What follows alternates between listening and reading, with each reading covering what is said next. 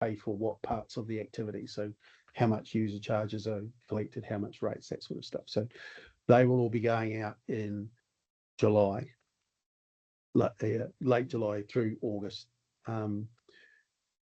Council decided that it would consult on what basis to levy rates, whether it's land value or capital value. Also, whether we just go with a general rate or we have targeted rates. Council will also pre-engage with specific affected parties to let them know the changes being proposed and suggested and what it might look like for them. The council is proposing 3 options. It did look at 13 options as we walked through the process. We can't consult on 13 options. It's just it's not sensible to do that. So they've narrowed it down to 3, and the 3 that they've chosen, there is sufficient difference between each of them to make it worthwhile asking the question, whereas some of the 13 were similar in what that might look. For argument's sake, 6 of them had, no, 9 of them had multipliers of different levels, and there's no point in consulting on 9 types of multiplier. No. Just pick one, and the council's pick one. But that's not to say that that's not going to be, that will be the final answer based on the consultation. So things may change. One of the options is status quo. So we keep everything the same rates that we currently have now, land value, all the targeted rates we have. So nothing changes beyond that. So that is one of the options. Next slide, thanks, Sarah. What may not change is that council thinks the solid waste rate should remain as it is. So it's a fixed charge, keep it as a fixed charge. So that's effectively probably almost as close to user pays in most cases that you can get. You either have the bins and you pay for them, or you don't and you pay for transfer stations and waste disposal. Yeah. Council is also proposing not to change the community board grants rate, so that would remain the same as it is. You guys get to decide the size of the grant. It's based on capital value. There are differentials involved in that, so commercial pay more than rural pay, those types of things. So we're proposing not to change those, but everything else is up for debate and discussion. So what may change? Put on the next slide. Thanks, Sarah. Yeah, great. Just got to check everything. We're proposing to simplify rates by removing pretty much all of the remaining targeted rates and fund those activities through the general rate. So we currently have community facilities rate. It's about $982, I think, at the moment. We're proposing to scrap that rate and get the general rate to fund it. Library rate's the same. It's about $120 odd as a fixed charge. We'll put that into the general rate. That's one of the proposals. And then changing the basis of rates from land value to capital value. Now that has an impact. It does actually bring additional ratepayers into the system who may not have contributed before. Utilities, for argument's sake, power poles, telecom boxes on the side of the road.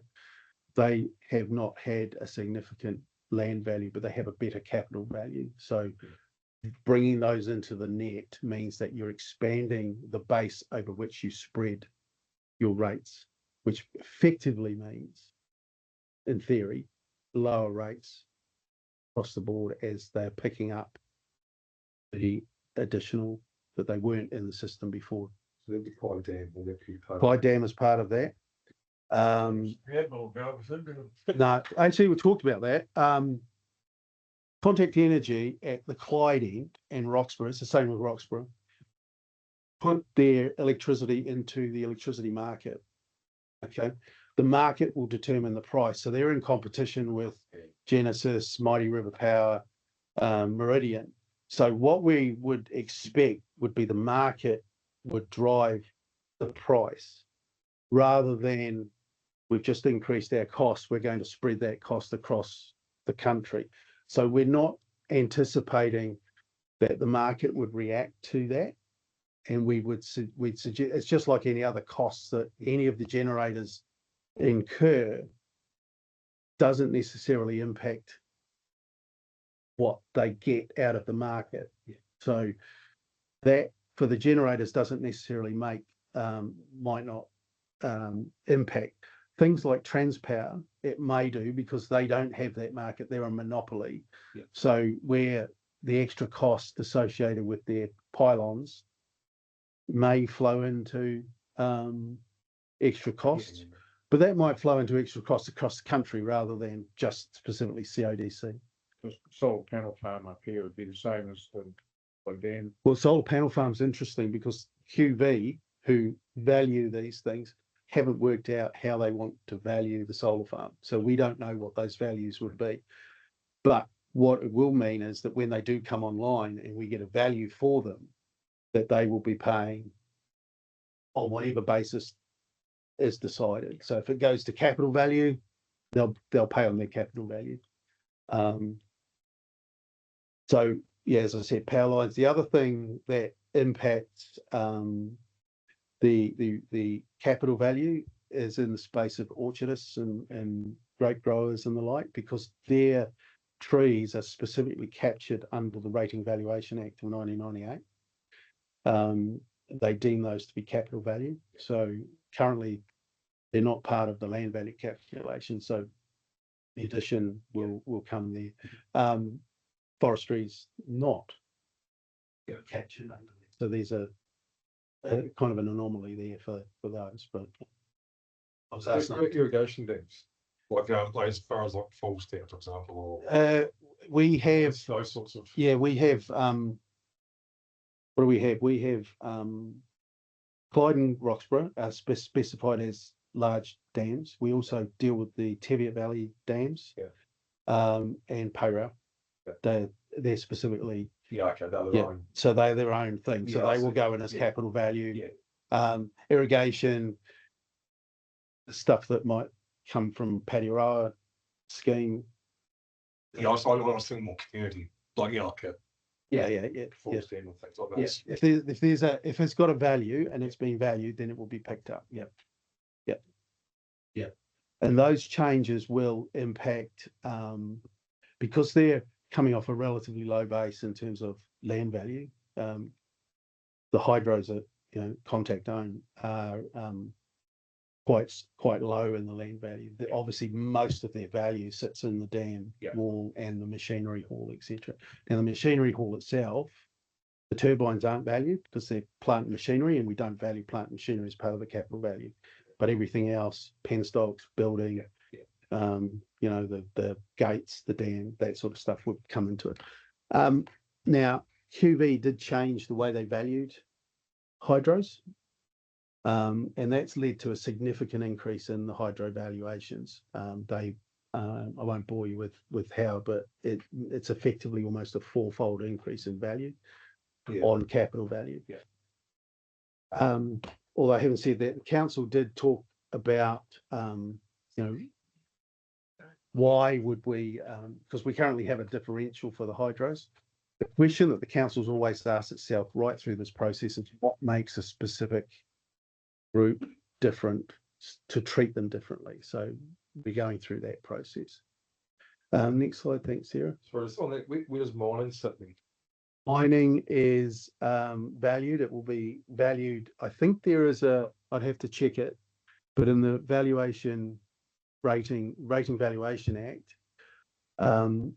when it's not a production mine, it's just valued as the land. But once they start producing, they start valuing what they take out. So there will be some increases potentially there with some of the new mines being proposed. Yeah, because they're split overburden to actual gold sand. So that's clearing to the actual. So it's not to actually start mining the gold. No, that's right. Yeah, and we don't have anything to do with that. That is QV's work. So quotable value. Do all of that. They have valuation rules that they use. I see. What we do is we just take the answer and say, the experts have said X, we take X. That's what it is. So what are we proposing? So we're proposing 3 options, and these are in no particular order as to council's preferred option. And in fact, I don't think council's decided what its preferred option would be. So option 1 is the status quo, which is on the same basis as the annual plan for 26-27, so the one we're just going into.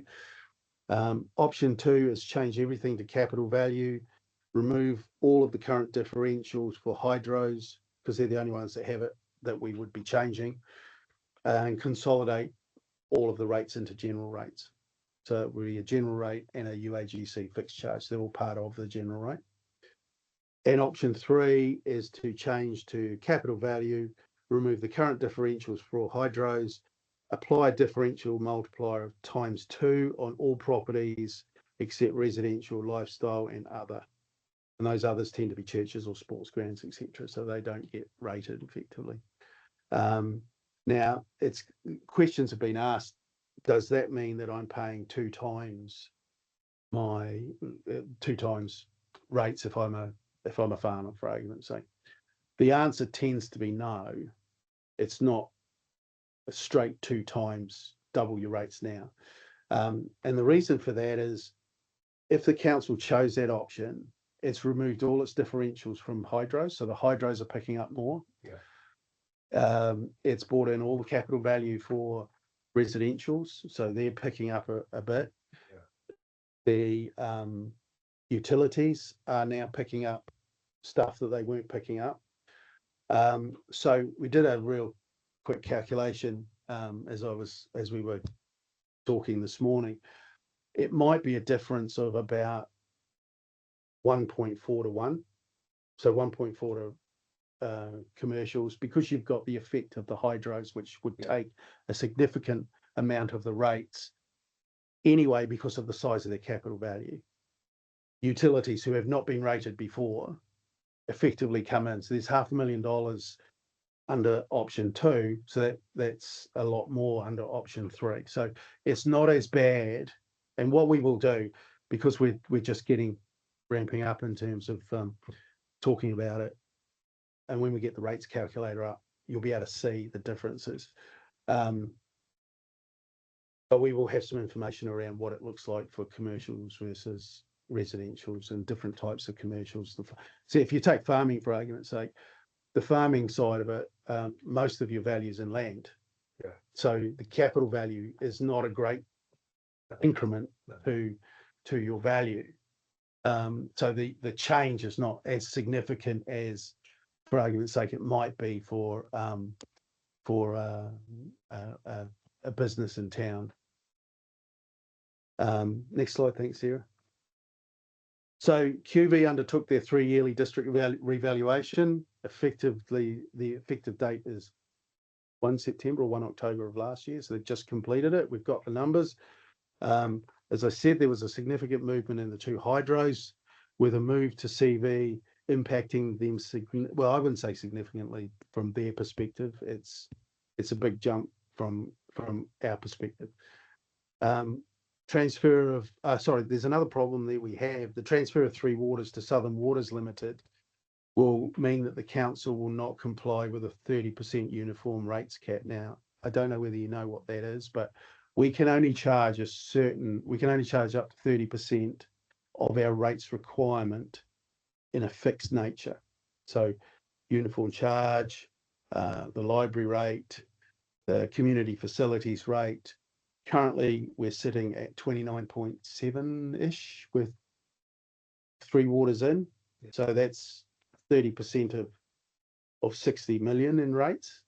If you take out their 20, the fixed charge hasn't changed. So it means that it's now 40.69% of total rates. So we have 5 years to move back from where we are at 40.69 because 3 waters has gone back to the 30% cap. Council is looking at moving to the 30% cap in year 1 because it wants to get back into compliance with the legislation. All that means is that instead of having a 5-year period to get back to where it was, it's done in 1 year. Yeah. So, it might be 2% if you weren't going to do it. If you were doing it over the 5 years, you might see a 2% change per annum to get it back. But council's decided that it's going to consult on all of its options with a 30% cap in year one. And there is some advantage when we consult with people, because it would be unfair of us to consult with 40.69%, knowing that we have to go back to 30% over 5 years. So it's best to consult with this is where you will end up, because we have to end up there. So higher capital values, though, will pay a greater share, because we have to shift rates from fixed charges to variable charges. High capital value attracts more rates charges because of the value compared to other people. So questions? It's on 3 waters there. Will the billing come still from the CODC, or that The 3 waters? Yeah, was it come its own entity? Was it use CODC as the? It'll come from its own entity, but it'll probably use CIDC in the interim while they get set up and established. But it'll have Southern Waters logo on it. They've got their own GST number now, so they're registered for GST. They've got their own tax number, so they're registered for tax. They'll have their own logo. It's completely its own. They'll have their own invoice, letterhead. We will just send the invoice out, and they'll have their own phone number. So any inquiries in relation to Southern Waters Limited or the bill will go to Southern Waters Limited. It's quite valuable to cover how many other councils use CV. I think just for the board around how CV is used across New Zealand through. Oh yes, other councils. I mean, Mayor Taylor said, she's right. There are 11 councils who use land value out of 78. So it's a high proportion of councils use capital value. Capital value, I think, is a fairer system because it does then incorporate all of the improvements that you have made, and it does help people who aren't, people who struggle a little bit more to pay their rates, because land value is land value. It's pretty much uniform. If you look at Cromwell, your sections are pretty much uniform in value. So everybody's paying a similar amount. They might have a $500,000 section, and someone's put a $200,000 batch on it, or someone else put a $2 million house on it. So, given that rates are designed, I don't like saying it, but it's true. They're a tax on wealth. We're one of the only entities in the country, apart from the government, who can levy something that looks like a tax, which is what we do through rates. So it tries to recognise that higher capital values represent high wealth. Now, it's not an exact science, and it sometimes is, as I've said, using a sledgehammer to crack a walnut, but it's the only tool we've got at the moment. So it does help. It does help people who own properties that are not as expensive as others, I guess. There are arguments against that as well. So that's why we're out asking the question effectively. If you're interested, there is a paper that was written for the 10th of June meeting. It's probably 24 pages or something, but it does explain this, and there are a lot of good graphs in terms of what impacts might be on various types of properties, high value commercial versus residential versus the utilities, etc. But as I said, the advantage of capital value, it does drag the utilities in because they have a larger capital value than anybody else, and their rates take potentially their value is in the region of 10% of the total. So they currently don't pay 10% of the total. So this equalises that out.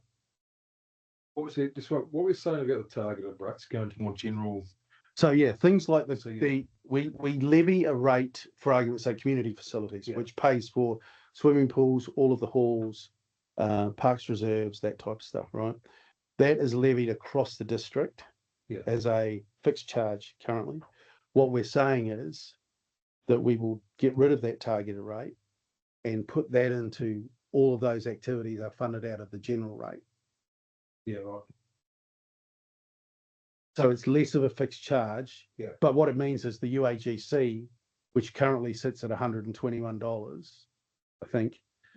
It was 107 last year, I think. It's 121 this year, it's going up. It means that the UAGC for the general rate, which everybody pays, Yeah. can go up to 30% of the total rate take. So it will replace that fixed charge community facilities rate. It'll go up to about $1,000 as well. So it's kind of switching them over. Yeah. It just makes it easier as well from the point of view of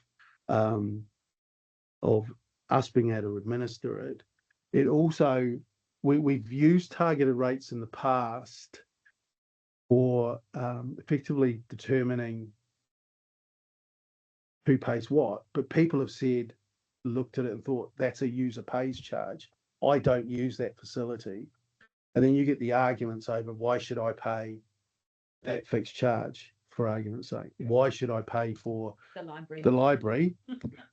I'd never use the library. Yeah. Why should I pay for, I never go to a swimming pool. Why should I pay for that? Whereas if you put it all in the general rate, by its very nature, you're paying for stuff and you're contributing to stuff that you may or may not use, which is the current tax system. There's stuff that you pay in tax right now that you don't use, but you pay it, whether you think you like it or not, for the benefit of the country, because people can't necessarily, and we do talk about that in some of the paperwork that's coming out. I think if you look at the Let's Talk page on our website, it talks about it's everybody contributing towards effectively the greater good. We could never on our own individually afford roads, but because we all contribute our bit towards rates, we have great roads. Same with swimming pools, same with parks and reserves. All those things are effectively collectively funded. Yeah, okay. Don't get excited. What we're anticipating is, as we say, we move out into talking to community groups. So we'll be talking to the Lions, we'll be talking to Grey Power, we'll be talking to federated farmers, we'll be talking to the horticultural people, vineyard people. Because what we're trying to get across is we want to change. What do you think? We kind of we're open to suggestions. So that's the process that we're going to go through. It's going to be a busy 6 to 9 weeks. Our immediate neighbours, they're all CV or are they a bit like us? No, they're CV. Yeah, I'm pretty sure they are CV. Yeah. Waitaki, I think, do a mixture of CV and land value for stuff that they do. And places like Thames Coromandel, who aren't our neighbours, obviously, but they have just gone through this process, and they did this at, I think, the last LTP. So they delayed the 25-34 annual long-term plan. They delayed implementing it by a year. So next year is going to capital value. So they are on land value, but they're moving to capital value.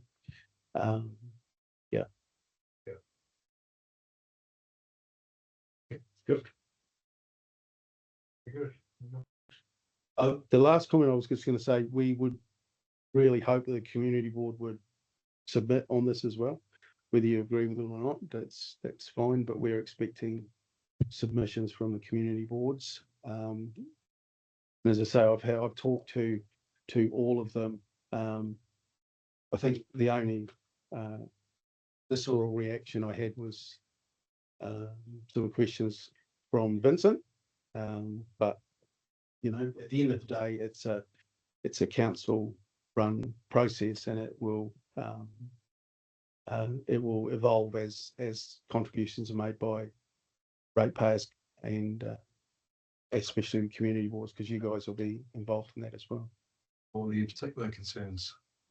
Oh, I think it was more personal concern for one of them. I think, yeah, I think that these things will be teased out as we go through and people come to look at it. And once we've got the online tool up and running, what it will be able to do is compare what you currently pay, which will be next year, versus what the proposal for just CV is, versus the proposal for CV with commercial paying ×2. So you'll be able to work out on an individual basis how it's going to impact you. And then you can make a bit of a call. The thing with this, we've worked it out, there are going to be some people who will benefit from this and some people who will have to pay more. What we've tried to do is not have the extremes and just kind of bring them more into the central portion of it. So everybody, it's not such a major impact on everybody. And adding to on that, especially for our rural sector, the massive swings and roundabouts we've had in rates over the years, where you're up 20 grand one year and down 10 the next, to actually smooth that out a bit more so that it's not so difficult to budget. But there will be, I think the calculator is going to be really important, because when you talk about something like a ×2 differential, we don't mean you'll pay double your rates. That's it'll be dependent on your property, where it is, the type of property it is, and then how much other people pick up. So I think that's going to be an important thing about it. And then also there'll be, I think it would be great if we heard from each of the community boards, because there'll be anomalies in your community that might not be applicable in other places. Some places will have quite a lot of, in particular, older people living alone in a house that's potentially worth quite a lot, with limited places for them to sell down and move on. And you know, your view on that might be different from Cromwell's view. So just we may be able to deal with those, not necessarily in the rating system, but in the remissions policies that we have. So what we're trying to avoid is complicating things by putting in, a differential for this particular one and a differential for that one, and then we've got to work out whether that one has it. But if we have rates, we have to produce a rates remission policy and a rates postponement policy, and we can set those up how we like, so that if we've got the situation that Mayor Tamer's talking about, where it's difficult for elderly people to pay their rates because of the size of the property and they're on fixed income, we can fix that through the remission or postponement policy, rather than creating a special little differential for them. And then that allows a little bit of flexibility as well. And you're keeping your rating system intact. Because the problem is, every 3 years you get the valuation come through and it impacts a different part of the district. So this year it might have impacted, I think it was, Cromwell got a reasonable jump in their values, and other parts of the district didn't. So with our system at the moment, we can change something, for argument's sake, and it impacts Cromwell. But then the next one that comes along is farmers pick up a massive valuation change. So then we have to unwind what happened here to impact here, and that doesn't work very well, because you're always playing catch up. Whereas if you just use capital value just as capital value, it speaks for what it is. And just a quick statement, we decided to start this before the valuations came out. So when we went through this process, the start of it, and started working on what we were working on, the numbers we were working on, they were old valuations. So the new valuations haven't impacted how we've gone about our work to deliver the statement of proposal. Although we will take those into account, because we have to and we should. But I think we didn't do it because values have increased in certain areas. So yeah. Just on a side question, what's the LRC? How do they do their rating? I think their capital, I'm not sure whether they've got a differential in for the hydros. because they were asking us how we bill our hydros. So we've just referred them to our annual plan because that's all in there. Yeah. Yeah, I'm not sure. It's tricky enough dealing with that rating system. No, definitely. Later for, In fact, they do CV. I think they do too. like, Google at the moment, it looks like they have some fixed charges and then the uniform rate is the same for every property and then they only talk about capital value. They don't say about that. yeah, right, yeah.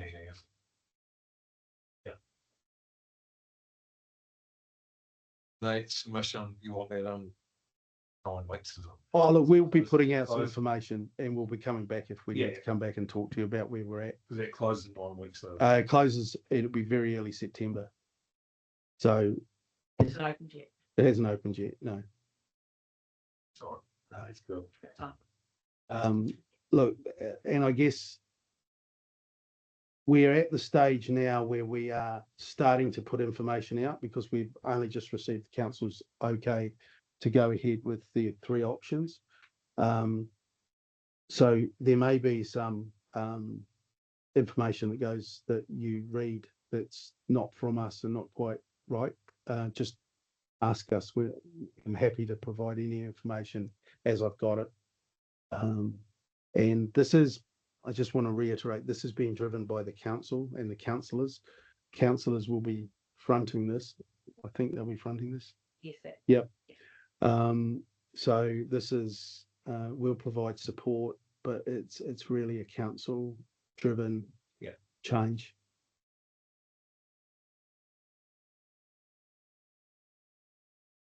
That's all I had. Very good. Thank you, Paul. Thank you. Anyone before? Fair